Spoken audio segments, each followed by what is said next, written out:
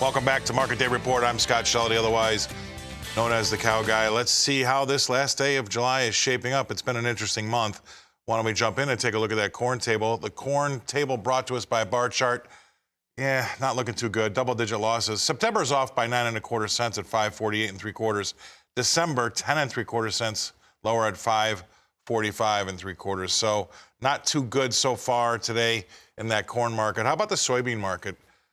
Really adding on to the losses here, accelerating deeper than we have seen yet today. 21 cents lower in August, $14.12 3/4 lower. September's $13.61 lower, which is 23 3/4 lower. So that Novi bean contract, 23 3/4 cents lower at 13.54.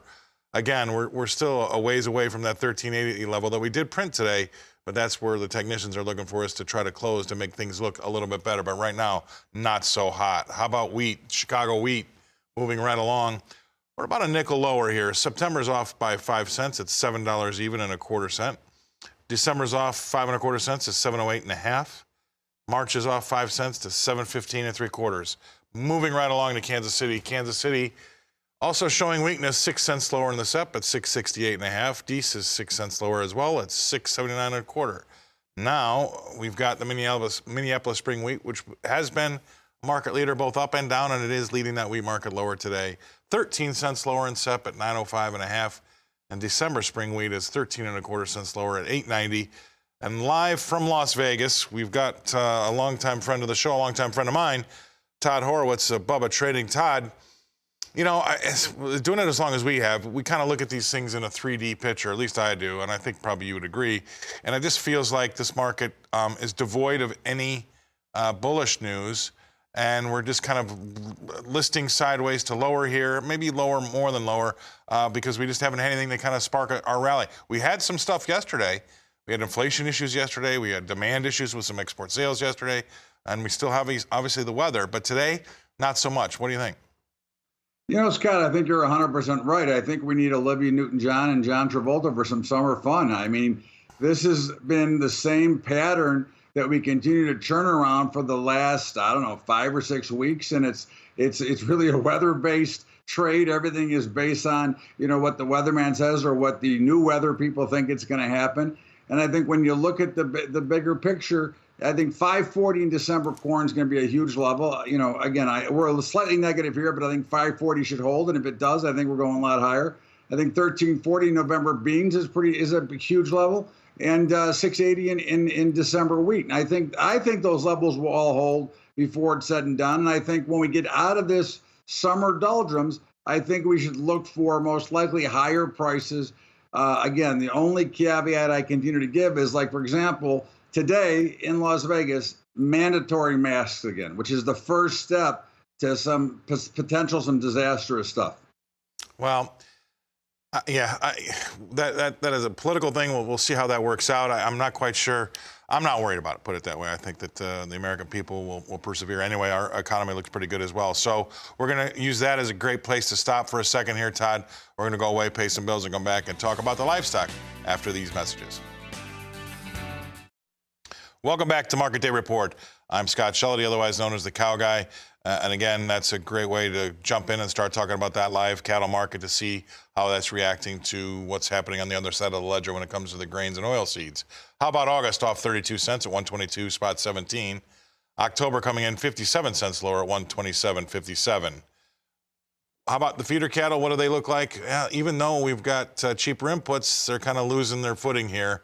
Having been a little higher earlier, they're 10 cents lower in the August at 158.40, 15 cents lower in September at 161.80, and 17 and a half cents lower at 164.02 in October. And I can't help but have to say this, in both of these markets, you can tell by the prices and the price action that there's just not a ton going on. And I don't want to get overly detailed in the minutia of things here, but sometimes this is just white noise and static. We can look at these prices, but we don't want to have to glean too much from them, because in the bigger picture, this is just kind of a sideways motion. Let's see what the bigger picture looks like for the lean hog market as well.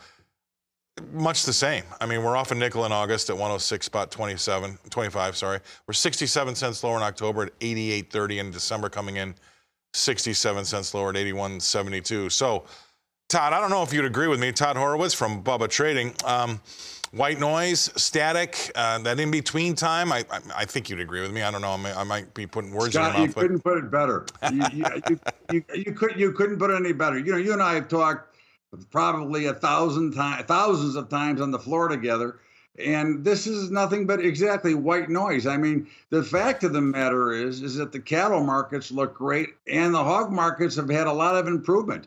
I think there's an opportunity for a much bigger third quarter and possibly fourth quarter going forward. You know, look, we've got, restaurants jammed. You can't get in anywhere. I mean, the city of Las Vegas is packed. I was in Missouri, it was packed. So every airport, every restaurant is loaded up. People are running to get out.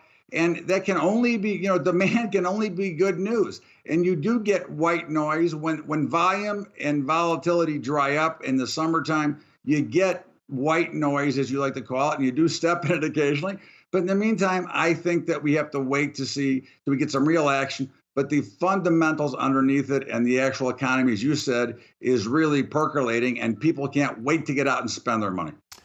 Yeah, and I agree. Yes, and also we have to be careful. Again, you said the doldrums. August is kind of another doldrum month, and obviously we all know what Europe does. I lived in London for 16 years. I've got a British passport.